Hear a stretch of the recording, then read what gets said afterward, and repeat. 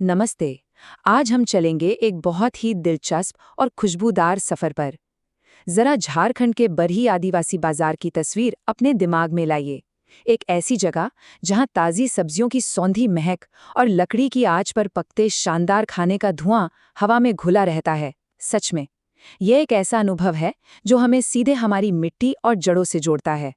तो चलिए, बिना किसी देरी के इस हलचल भरी दुनिया में गोता लगाते हैं। अब जरा सोचिए, क्या एक 16 साल के लड़के के हाथों बनी देसी मटन की रेसिपी बड़े बड़े और महंगे रेस्टोरेंट के खाने को भी मात दे सकती है? है ना सोचने वाली बात। आज हम इसी का एकदम स्वादिष्ट जवाब ढूंढने वाले हैं। एक ठंडे शांत आम के बगीचे में, जहां धीमी आंच पर पक रहा है खस्सी मटन। यकीन मानिए, इस सफर का हर एक पल बेहद दिलचस्प होने वाला है। तो चलिए शुरुआत करते हैं और चलते हैं बरही बाजार। रांची से लगभग 70 किलोमीटर दूर बसा ये बाजार अपने आप में बहुत खास है, क्योंकि ये हफ्ते में सिर्फ 2 दिन, बुधवार और रविवार को ही लगता है।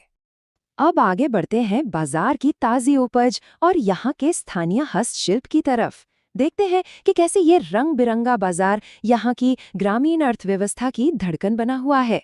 यहाँ की सब्जियों की ताजगी और कीमतें देखकर तो सच में कोई भी हैरान रह जाए। जरा भाव सुनिए। एक पूरा का पूरा कोहड़ा यानी कद्दू सिर्फ 50 रुपए में मिल रहा है।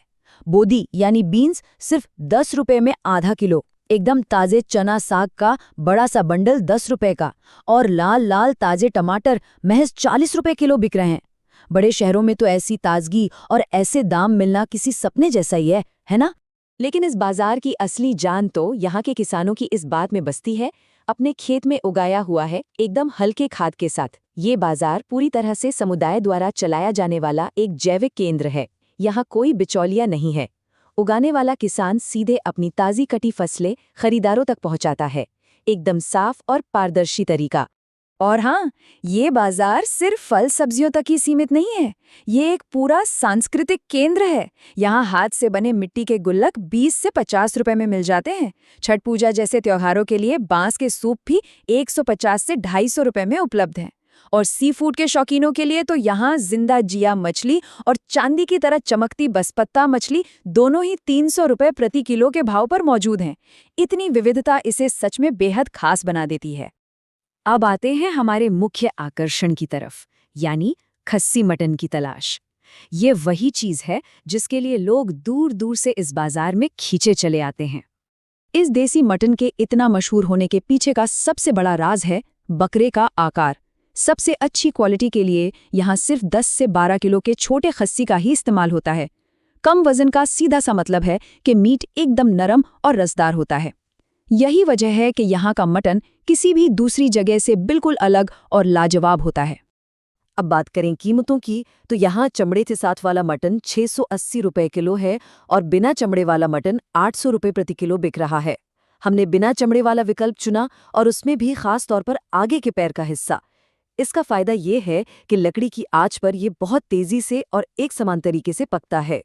तो चलिए अब देसी तरीके से पकाने की इस पूरी प्रक्रिया को करीब से देखते हैं।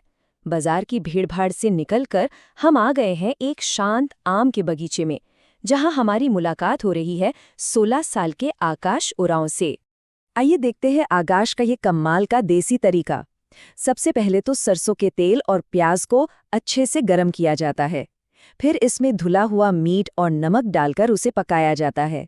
इसके बाद बारी आती है एक साबुत टमाटर को भाप में पकाने की, और फिर मिलाए जाते हैं घर के पिसे हुए मसाले, और अंत में थोड़ा पानी डालकर इसे धीमी आंच पर उबलने छोड़ दिया जाता है।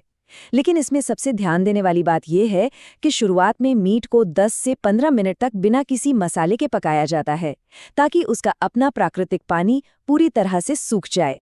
और आकाश की ये साबुत टमाटर वाली तकनीक तो वाकई बहुत ही गजब की है। टमाटर को बिना काटे ऐसे ही साबुत मीट के बीच में रखकर बर्तन ढक दिया जाता है। फिर भाप से टमाटर तब तक पकता है जब तक कि उसका छिलका अपने आप अलग न होने लगे। इसके बाद बिना किसी एक्स्ट्रा मेहनत के वो टमाटर बिल्कुल मक्खन की तरह टूटकर ग्रेवी में घुल जाता है। सच कहूं तो ये स्वाद को कई गुना बढ़ाने का एक बेहद ही स्मार्ट तरीका है। और इस डिश का जो असली रंग और स्वाद निखर कर आता है ना, वो इसके मसालों का कमाल है। लहसुन, हरी मिर्च, अदरक, जीरा, काली मिर्च और हल्दी, इन सबको बहुत बारीक पीसने के बजाय थोड़ा मोटा और दरदरा पीसा जाता है।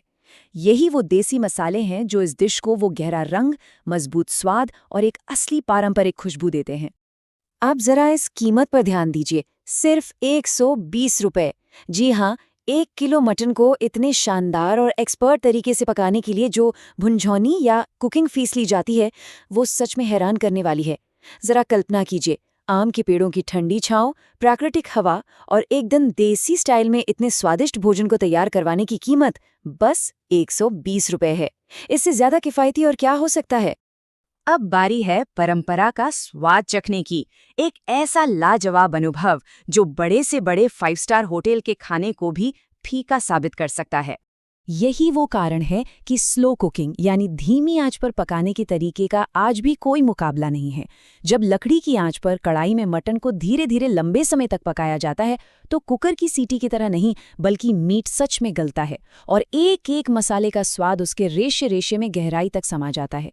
ये वही पुरानी जादुई तकनीक है जो मुंह में जाते ही घुल जाने वाला अनुभव देती है और हमारे आजकल के मॉडर्न उपकरणों को बहुत पीछे छोड़ देती है। अगर इसे चंद शब्दों में समेटना हो तो यहाँ कोई दिखावा या बनावट नहीं है, बस असली लकड़ी की आंच है, एकदम सही मीठ है और एक ऐसा किशोर है जिसे खाना पकाने का असली हुनर आता है। लकड़ी के धुएं की वो सौंधी महक, टमाटर का वो हल्का सा खट्टापन और घर के दरदरे पिसे मसालों का चटपटा स्वाद, ये सब मिलकर एक ऐसा अनुभव तैयार करते हैं जो पूरी तरह से असली, शुद्ध और जमीन से जुड़ा हुआ है। आज के इस सफ़र को ख़त्म करने से पहले एक बड़े सवाल पर विचार करना तो बनता है। फास्ट फूड और इंस्टेंट पॉट की इस तेज़ दर्रार दुनिया में न जाने कितने ही ऐसे पारंपरिक, धीमी आंच पर पके क्षेत्रीय स्वाद हैं जो हमारे आसपास के स्थानीय बाज़ारों में फिर से खोजे जाने की राह देख रहे हैं। बरही बाज़ार का ये शानदार अनुभव हमें याद दिलाता है कि खाना पकाने की असली कला और हमारे अपने स्वदेशी कृषि बाज़ारों को पहचानना और उन्हें बढ़ावा देना कितना ज़्यादा ज़रूरी है। तो इसी विचार के साथ आज के इस एक्सप्लेनर को यहीं ख़त्म करते हैं। इस स्वादिष्ट और मज़ेदार सफ़र में हमारे साथ बने रहने के लिए बहुत बहुत धन्यवाद।